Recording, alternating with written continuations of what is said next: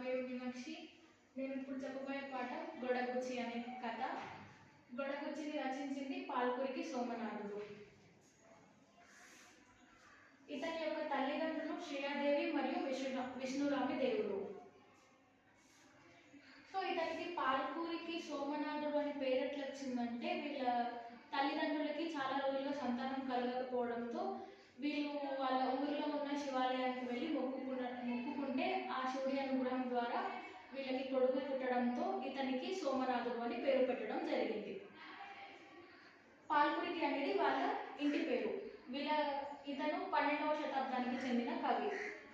ఇతని యొక్క జన్మస్థలం వచ్చేసి వరంగల్ జిల్లా పాలకుర్తి గ్రామంలోనిది. ఇతను అనేకమైన రచనలు చేశాడు. బసవ పురాణం, అనుభవసారము, వృషాదీప శతకము, చెన్నమల్లు శశములు, పండితారాధ్య చరిత్రము, చతుర్వేద సారము, ఇట్లా చాలా రచనలు చేశాడనమాట. ఇంకా ఇతను తెలుగులోనే కాకుండా కన్నడ, మరాఠీ, సంస్కృత భాషల్లో కూడా చాలా కావ్యాలను రచించడం జరిగినది. ఇతని ద్వారా తెలుగు భాషకు జాను తెలుగు అనే కీర్తి కూడా లభించింది. సో ఇప్పుడు మనం చెప్పుకోబోయే పాఠం బసవ పురాణం తృతీయ శ్వాసంలోని గొడగుచ్చి అనే పాఠ్యాంశంలోనిది. సో ఇప్పుడు మనం సోమనాథ్ గారు రచించిన గొడగుచ్చి అనే పాఠ్యాంశాన్ని తెలుసుకుందాం. ఫస్ట్ ముగ్ధ భక్తి. ముగ్ధ అంటే ఇప్పుడే వికసించిన పువ్వు అని అర్థం. సో ఇందులో ఏంటంటే, ఒక గొడగుచ్చి అనేది ఒక అమ్మాయి పేరు. ఆమె వయసు వచ్చేసి 10 నుంచి 12 సంవత్సరాల గల ఒక అమ్మాయి. వాళ్ళ నాన్న పేరు శివదేవుడు. అతను గొప్ప శివభక్తుడు అనమాట. వాళ్ళ ఊరిలో శివలింగానికి రోజు వీళ్ళు వెళ్ళి ఒక కుంచెడు పాలను నైవేద్యంగా పెట్టే వంశం వీళ్ళదనమాట. సో ఇలా పెడుతూ ఉండగా ఒకరోజు వీళ్ళ శివదేవుడు అనే ఆయన వేరే ఊరికి వెళ్ళాల్సిన అవసరం వచ్చింది. అప్పుడు ఏం చేశాడంటే, గొడగుచ్చితో, అమ్మ నేను ఊరికి వెళ్తున్నాను, నువ్వు రోజు శివుడికి కొంచెం పాలని నైవేద్యంగా సమర్పించు అని చెప్తాడు. అట్లా చెప్పి, నువ్వు ఇలా చేస్తే నేను నీకు ఊరి నుంచి మంచి బొమ్మ పొత్తికలను తెస్తానని చెప్పేసి చెప్తాడనమాట. దానికి గొడగుచ్చి ఒప్పుకొని సరే అని చెప్తుంది. నెక్స్ట్ డే నుంచి ఆమె శివుడి ఒక కొంచెం పాలను కాగబెట్టి తీసుకొని వెళ్తుంది, కొంగు చాటున కప్పుకొని. అలా వెళ్ళి శివుడికి నైవేద్యంగా పెడుతుంది. అప్పుడు శివుడు పాలని తాగడు. కానీ తనకు తెలియదు కదా శివుడు స్వయంగా వచ్చి పాలు తాగడని చెప్పేసి. కానీ తను అనుకుంటుందన్నమాట, శివుడు ఎందుకు పాలు తాగడం లేదు అని చెప్పేసి. ఎందుకు తాగడం లేదని చెప్పేసి కొన్ని కారణాలు అడుగుతుందన్నమాట. అంటే పాలు మంచిగా కాగలేదా, పాలు వేడిగా లేవా, పాల మీద మీగడ లేదా అని చెప్పేసి చాలా క్వశ్చన్స్ అడుగుతూ ఉంటుంది శివుడిని. కానీ శివుడు ఏం స్పందించలేడు. ఎందుకంటే తను దేవుడు కాబట్టి ఎవరి దగ్గర అట్లా డైరెక్ట్గా రావడు కదా ఇట్లా చెప్పడానికి. సో అది తనకు తెలియదు, ఎందుకంటే తనది ఒక చిన్న వయసు, ముగ్ధ భక్తితనం. సో అట్లా అడగడం వల్ల ఏం ప్రయోజనం లేకపోయింది. కానీ అయినా సరే అలానే అడుగుతూ ఉంటుంది.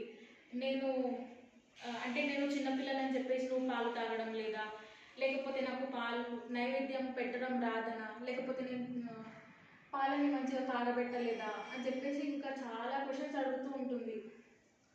ఆ తర్వాత శివుడిని పరి విధాలుగా ప్రార్థించడం జరుగుతుంది అనమాట. నువ్వు పాలు తాగితే నేను మా ఊరిలో ఉన్న శివలింగ ఊరేగింపుకి తీసుకెళ్తానని చెప్పేసి అంటుంది. ఇంకా ఇంట్లో ఉన్న పాయసాన్ని తీసుకొస్తానని చెప్తుంది. వాళ్ళ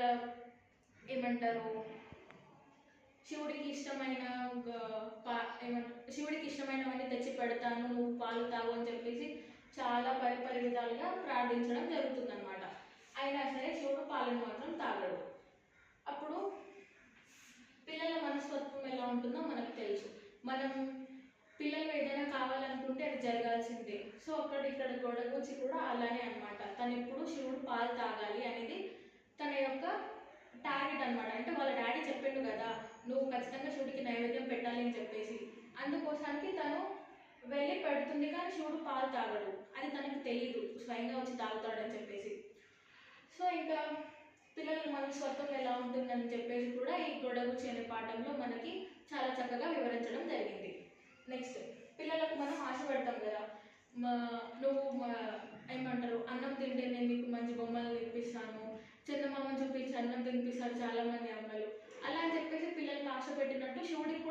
వచ్చి ఆశ పెడుతూ ఉంటుందన్నమాట.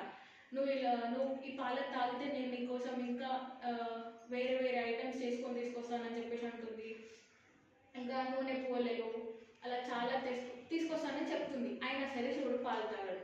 అప్పుడు ఏమంటుందంటే, ఒకవేళ నువ్వు ఇప్పుడు పాలు తాగలేదనుకో మా నాన్న ఊరు నుంచి వచ్చి నన్ను చంపేశాడని చెప్పేసి అంటుంది.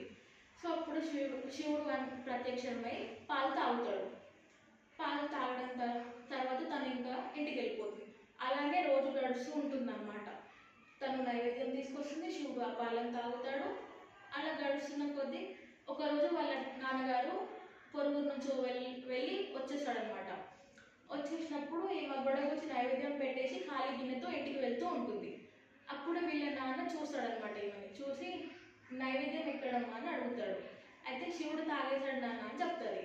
అయితే శివుడు తాగడం ఏంటి అని చెప్పేసి క్వశ్చన్ అడుగుతాడు. నిజంగానే శివుడు తాగాడని చెప్పేసి అంటే వీళ్ళ నాన్న నమ్మడు. రోజు నువ్వే పాలు తాగేసి శివుడి మీద నిందలు మోపుతున్నావు కదా అని చెప్పేసి అంటాడు. లేదు, కావాలంటే నేను నిరూపిస్తానని చెప్పేసి అనడంతో మరుసటి రోజు గొడగూచి ఇంకా వాళ్ళ తండ్రి ఇద్దరు కలిసి వస్తారు ఆ శివలింగ దగ్గరికి. ఈసారి గొడగూచి ఇంకా వాళ్ళ నాన్న రావడంతో గొడగూచి నైవేద్యం పెట్టేస్తుంది, కానీ శివుడు వచ్చి పాలు తాగడు. అప్పుడు గొడగూచి అడుగుతుంది అనమాట, నువ్వు ఇన్ని రోజులు పాలు తాగావు కదా, ఇప్పుడు ఎందుకు తాగడం లేదు అని అడిగితే అతను ఏం స్పందించడు. అప్పుడు వాళ్ళ నాన్న, నువ్వు రోజు శివుడికి నైవేద్యంగా పెట్టాల్సిన పాలను రోజు నువ్వే తాగేస్తున్నావు, నిన్ను పొట్ట చీల్చి చంపేసా అని చెప్పేసి బెదిరించాడనమాట. ఇంకా అక్కడితో ఆ గొడగూచి యొక్క ముగ్ధ భక్తిని గురించి మనం తెలుసుకోవచ్చు.